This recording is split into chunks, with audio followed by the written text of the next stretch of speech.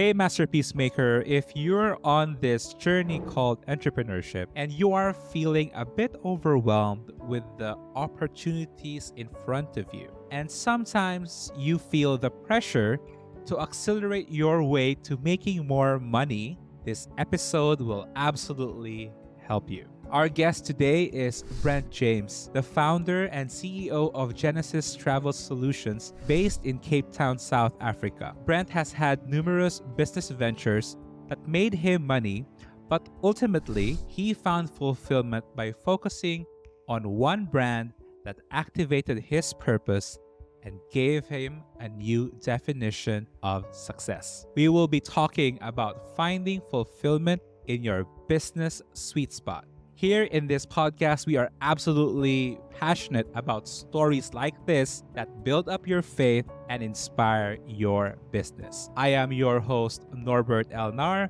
and welcome to the Making a Masterpiece podcast.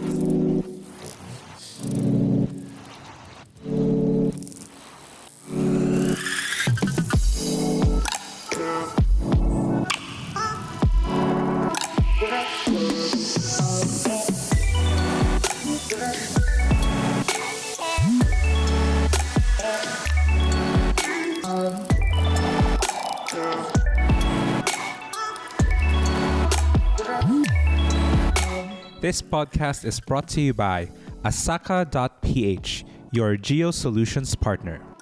Current Coffee Roasters.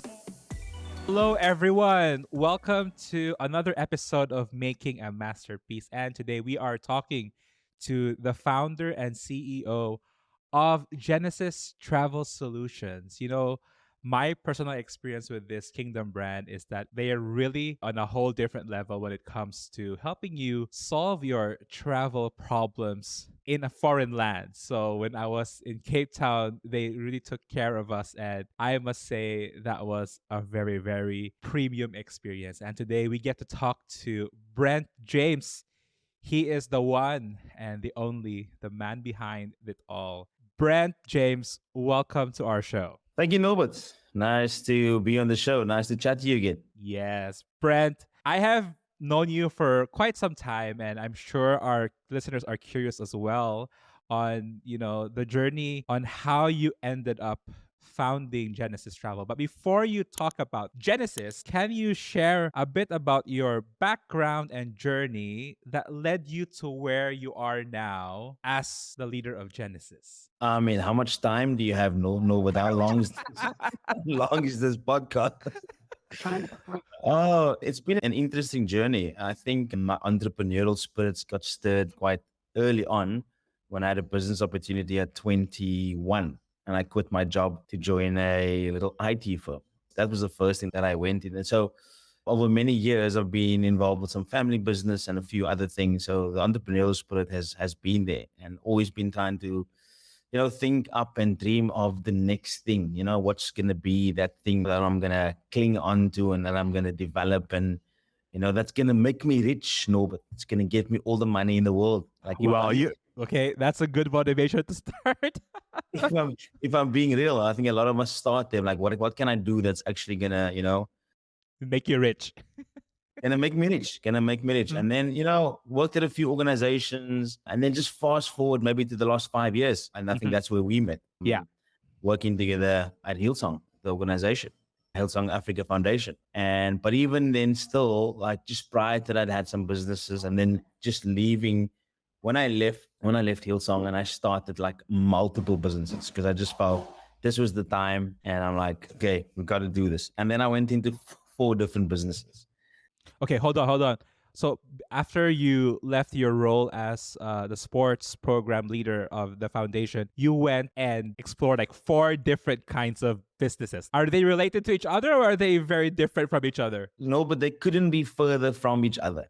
Like if I put them on the table, one Genesis Travel has always been something that I've been dreaming of for many years. Then I had shares in a prescription goggles company, swimming goggles. Those two don't go together. Then I was doing some wood. And then the fourth one was like property. So none of them have anything to do with each other. Okay. All of them were a means of trying to just get to the next step. And I was Mhm. trying to do it a lot quicker, thinking like if I do it with multiple businesses, I'll get there a lot quicker. Okay. And then what happened? And and then I'm like, at one point, my brother actually had a conversation with me and he said to me, you know what, Brent, I'm watching you, I'm seeing what you're doing, and I think you need to focus on one thing. Probably the wisest thing he said to me in his 42 years of being around. And so, like, I went back, sat, reflected, had some conversations, had a chat to the man upstairs, the GOD, had some conversation with the wife. And then, like, we're like, you know what? Genesis is the one thing that we really want to do, that we believe that this is the space that we need to be in. And so I gave back the shares for this prescription goggles company. I gave it back to the lady. I said, she gave it to me at the beginning. I'm like, I gave it back to her. And then the property business, I let them know, listen, I'm going to be focusing on Genesis. And the wood thing also, I let them also know, listen, this is going to take a backseat. And then that's what I focused on. So you literally made a decision to give up the others. Well, to me, it makes sense, but also there is some sort of like risk in there because the others are more, shall I say, secured territories. You had like Yeah. partners, and I wouldn't say easy, but the money in those other ventures would have been like a lot, and then there would be less risk and less logistics, if I could use that term. But Yeah. why did you then decide to, I would say, go the road less traveled and establish the travel company literally from scratch? Well, the company wasn't established at scratch by that point. So we'd already been dreaming for a few years. We did one or two things with some guests that come into the country.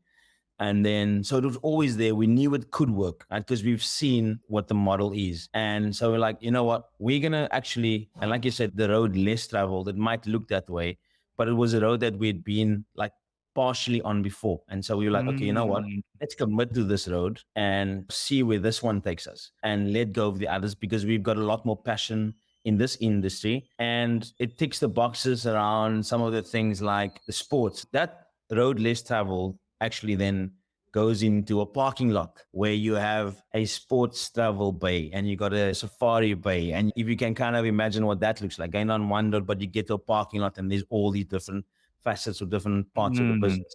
That's what it ended up being. And so we understood that we had a presence and had partners and relationships in those various industries. And that's something that we definitely wanted to see how we could grow. So you're telling me that you feel like you've actually been prepared, that there was some sort of connection along the way in the other ventures that made sense when you did the travel business. Is that what you 100, mean?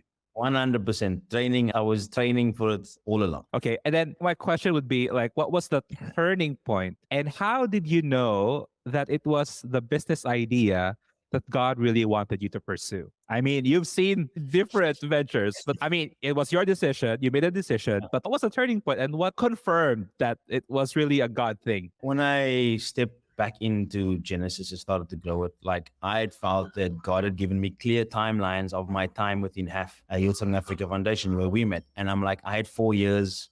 And I said that to my immediate leader. I said, hey, I've got 4 years here. And I believe that God's placed me here to see what an organization looks like from the inside out so that I can go outside and support it from the outside in. And so that was my revelation coming into that space. And so when I left, it was almost 4 years and 3 months to the day. I'm like, you know what, God, the time is right. I know that you've spoken, you said this to me, and this is what we're supposed to do. And then we went. We had all the plans, Norbert. We had saved the money. We had put things away.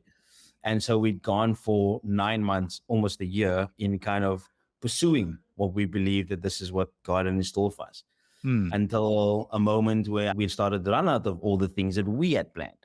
So Oh. everything that we had put in place had now started to. And so I think the significant God moment then came maybe a year after I'd ventured out again. And I had a gangster conversation with God. When I say gangster, I mean, if you were in the car with me, you think that I wasn't a Christian. And I was close to having real gangster. The gloves were off, and I was saying to God, you know what? I can't believe that this is what you have in store for us. This is not your promises. And if you don't come through for us, we are done. I threatened God. I literally did that. I said, if you don't come through for us, we're done, because I have nothing for the month of October. And I said, you know what? I'm done. And I was busy driving a Sri Lankan couple that day. And I let him out of the car and I walked around the car. I Mhm. opened the door and I got in and my phone rang. And it sounds like I'm trying to make the story sound really cool, but that's legitimately how it happened.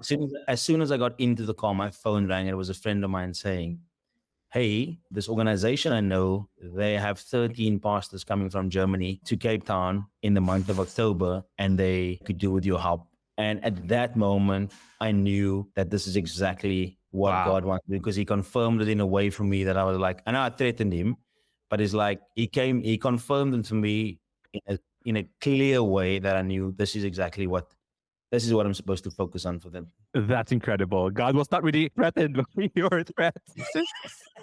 Wow, that's insane. Immediately. It's almost like the answer came immediately. And I think you must have sounded very desperate and disappointed because, as you've said, you think you have planned it well, Yeah. and because you've heard it from the Lord, and then you were diligent to plan, and then suddenly you feel like it's not working out. And I'm sure a lot of people listening to us feel that way. And if you could go back, though, if you could go back and talk to yourself before that gangster conversation happened, what would have you advise yourself? Oh, I mean, I would say seek first, right? I know it's a popular scripture and many people speak about it and share about it, but for me, that was really like a smack in the face. Like, and if I could go back to the earlier self, I'd say to myself, seek God first in everything that you do, right? Mm, Don't try and make your own plans. Don't do the other things first and then seek afterwards. Because that's exactly what that moment was. The practice. I'm like, okay, cool. I'm gonna do all these things, God. And then now I'm in trouble. Now let me seek you. Like he's been there all along. We just choose at what point, like we actually want to mm. seek him. So I would say seek a bit sooner. Well, yes, that's amazing. That scripture is very powerful in every industry, in every application that you always apply it. I'm always also blessed by that verse. I've heard it so many times, but when you apply this in this context, it also gets a new revelation. So, Brett, like now, knowing and experiencing what you have now in business, what is your own definition of success in business? Before you answer that, I just want to point out that at the beginning of our conversation, you said that you did business because you want to get rich. Well, Yeah. I'm not sure if I'm safe to say that you're very rich right now, but like, is this still the same definition of success in business for you? No, I think 20 years, 25 years on, Norbert, that is nowhere close to what success is. And success for me is measured in how I can spend time with the important things in my life. And I believe that the opportunity of running this business allows me the ability to hang out with my kids differently, to hang out with my wife differently, to be present in the things that requires me to be present, whether it be taking the kids to soccer or to Mm, whatever it is, or to hockey, whatever sports thing, and drive them to school. I think that's in the end of the day, like, what I measure success by, but I feel that that's a more realistic way of looking at what mm, success is, and not how many digits are in your bank account. Like, I'm not sure who said that, but I've kind of heard this before that, like, in business or success is when you're older, if your kids are still choosing to hang out with you, wow, right? that's So that's like, that's a good one. yeah, yeah. So when and I'm gonna butcher it if I try and figure out who said it, but it's like, do your kids still want to hang out with you when they're older? I think that's a good way of looking at it.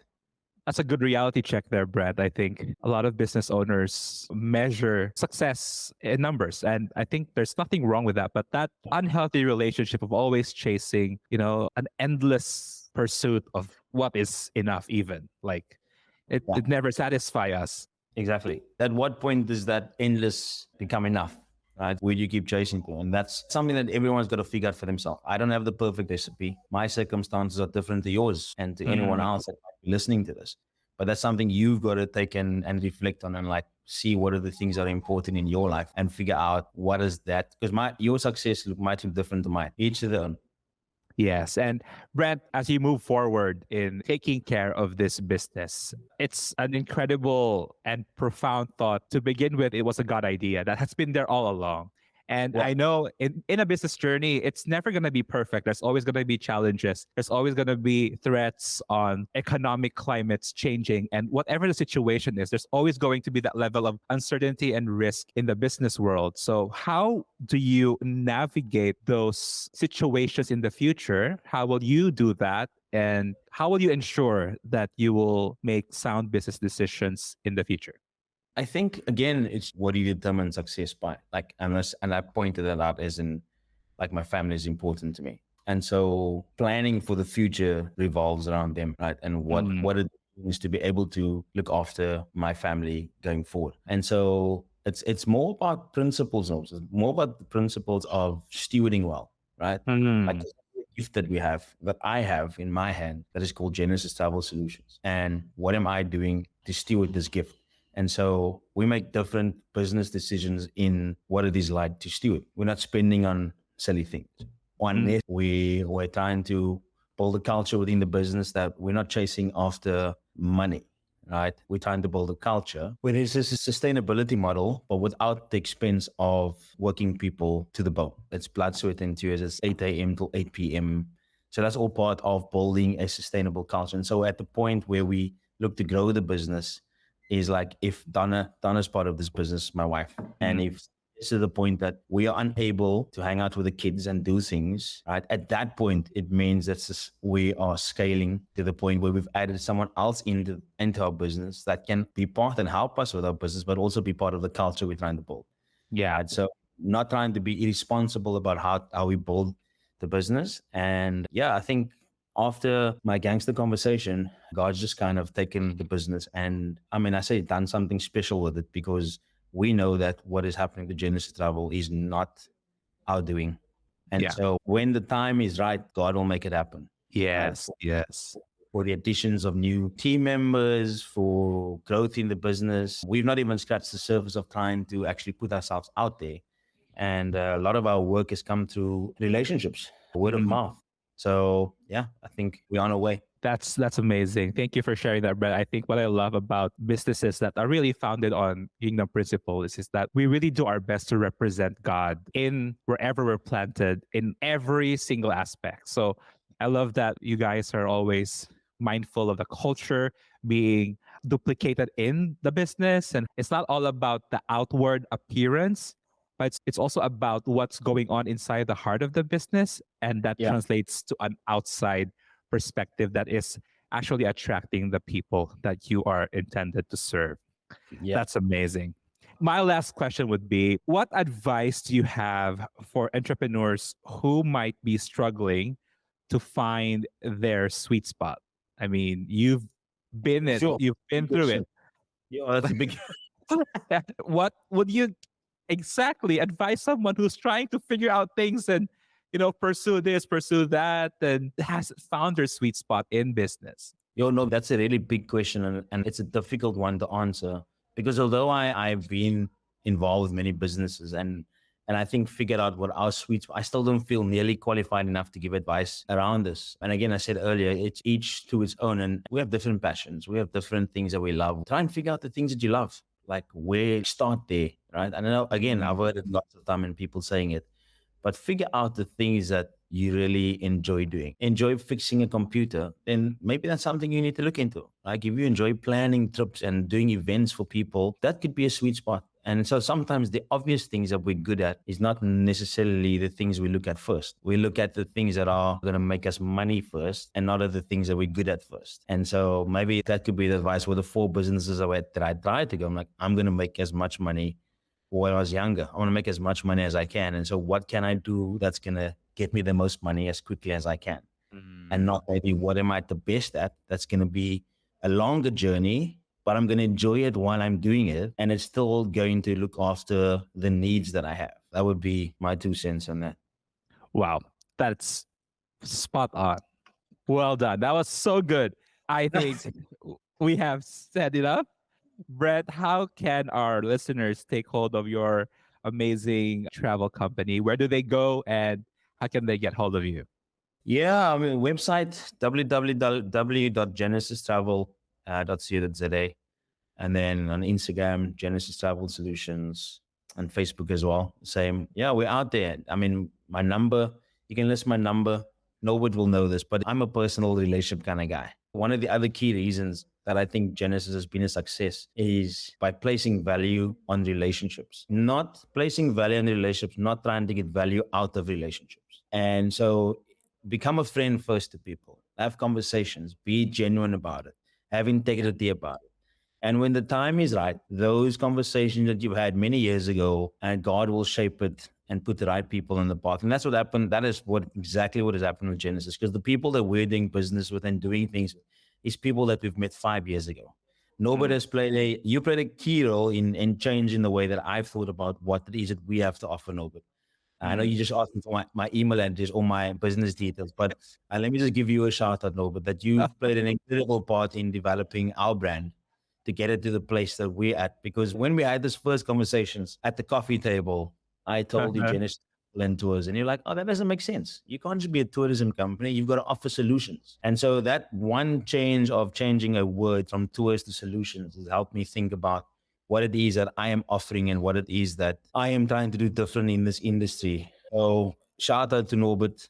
You've been amazing in helping us craft what that looks like with our branding and all of those things. So I am forever grateful for our friendship. And I don't think I became your friend first to get something out of you. And I think that just proved happening. So yeah, just Wow. that's my Thank you so much, Brent. Thank you for the kind words. That blesses my heart. And again, it's an honor to be able to do our small part in making sure that your kingdom brand really shines well in the marketplace. So thank you so much, guys, for being with us. Don't forget, if you're planning a trip to South Africa or even wherever in Africa, I'm sure Brent is able to help you. So that's it for today. Thank you for joining us, and we'll see you in the next episode.